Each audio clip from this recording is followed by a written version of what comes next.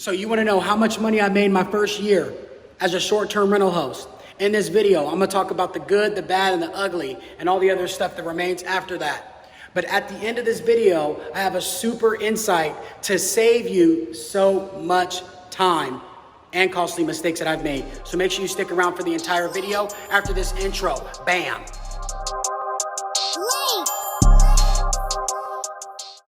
So, how much money did I make my first year as a short-term rental host? I can tell you that this happened a lot by accident, and a lot happened by necessity as well. So I came from two failed startup companies. I was, living at my grandma's house.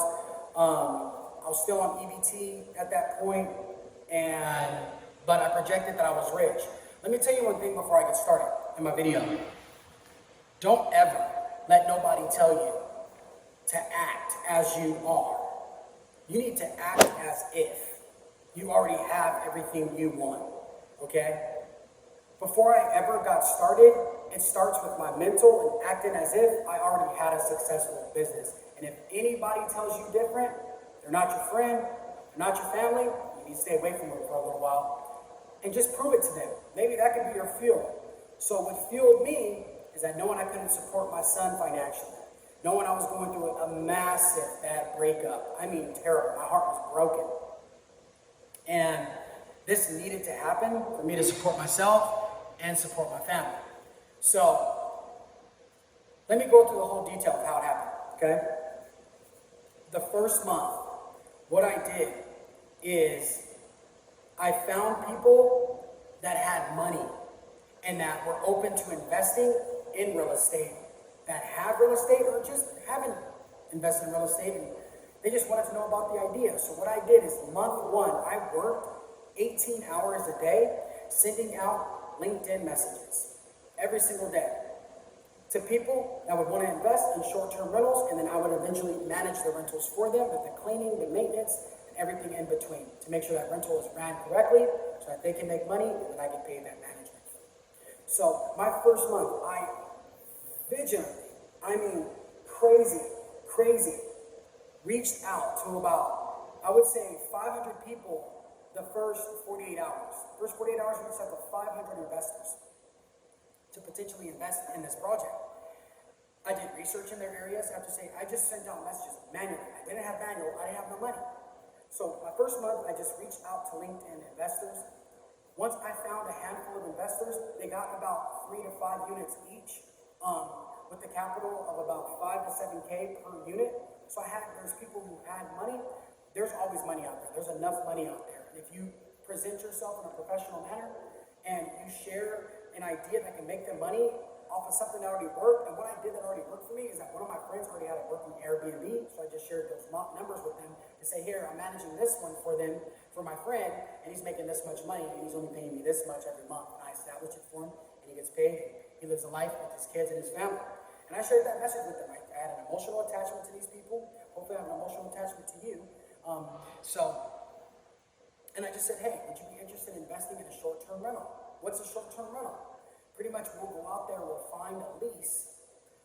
Mostly of these people that were investors were either realtors or they were people who had an established company where they can put the business on an EIN, not their personal. So some did it personally, but they let the owner know that they're going to arbitrage the rental. So I then would go find the rental for them, and it took a lot of sales calls. I mean, sales calls after sales calls. So the first month, I was making so many sales calls. Like, when I say sales calls, I'm probably like 100 to 150 calls a month, just in their area to get that place leased out and under the EIN that would accept the business as a corporate rental. Once I did that, it was off the races. We acquired 47 units in a matter of 3 months. So the first 3 months, I got my investors 47 rentals, and there was only a handful of investors. I didn't have to deal with, hundreds of people. We just had a handful of investors. We went into these units to see, hey, we want to pick up 3 units, 3 to 5 units, so that we don't waste time, right? I'm going after 47 individual units. That's a lot of time. So we did to maximize time is find 3 units in one building. After that, I made six figures pretty quickly, man. 27 days, I was already at 11K a month in management fees. And I got paid like 40 grand or something like that. 40 grand in your bank account from being on EBT, being on welfare, it's a lot of money, man. I was at only $200 a month, right? Only 200. And you come up with 38K, there was $38,975 in my account, instant change. I only had 13 cents in my account. And I told these people I'm managing my buddy's money and all this stuff. And that's what it takes, you know? And I did that after month one, month three, I made some change. And then after that, I was making like 11K, managing those rentals. And then we jumped up to about 47 rentals. And of course, I was making cash flow. So what do you think I did? The next 8 months, I was still managing those properties for those people. I wasn't. I had a team managing for it after, we started making money. And I went to acquire rentals myself. I got 27 rentals in a matter of 8 months for myself. So I got 27 rentals, and those were generating about $1,100 to about $1,700 per rental every single month, minus expenses. And that's pretty much the journey. I was about 245 in my business, and then of course the management business maybe about 111, 117. So I made about 300K in my first year as a short-term rental host and pretty much management of units. And it's been a crazy journey, because I've made so many mistakes, and one of the biggest mistakes I've made is not asking for help. And if I have any advice to give to you, is just to ask for help. Instead of criticizing, consume and then create, and then ask for help once you've created, say how you can make it a little better.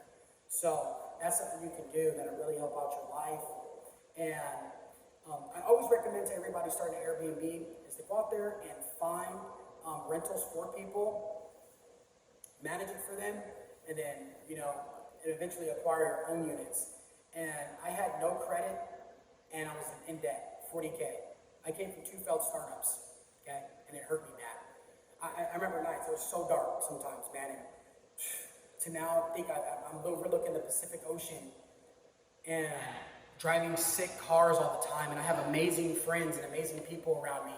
And when you start making more money, you have better people around you that are even more motivated. It's crazy. It's like, dude, wow, man. Hope this video served you well. You know the deal. Hit that subscribe button, smash that like. If you dislike, you know my rules of dislikes. If you're gonna dislike my video, you gotta spot a comment. Drop me a comment. Your opinion matters. Hatred is a good thing. It serves everybody well. And let me tell you, I love everybody's opinion, whether it's good, bad, or ugly. So let's dive into it. Let's get you rich, man. If you have not checked out my free training on how to get started with Airbnb rentals, you know the drilling. Of course, I'm trying to get you something. It's in the description. You like the cash flow shirt? In the description. You want to look fire every single day? It's in the description. Drilling. Hey, in and out. This Thomas. Bang.